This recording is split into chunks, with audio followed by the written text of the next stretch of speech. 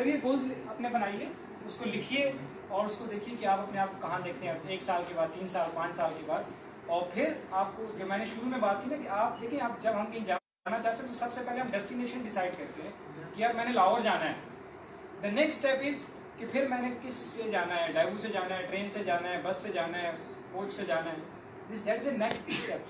First step is you need to determine where you want to reach. इसके लिए आपका vision होना चाहिए, राइट? तो अभी से बनाएं, this is the right time कि आप अपने गोल सेट करें कि मैंने 3 साल के बाद, 5 साल के बाद यहाँ पहुँचना है। उसी सिमत में फिर आप अपना प्रोजेक्ट भी ले सकते हैं।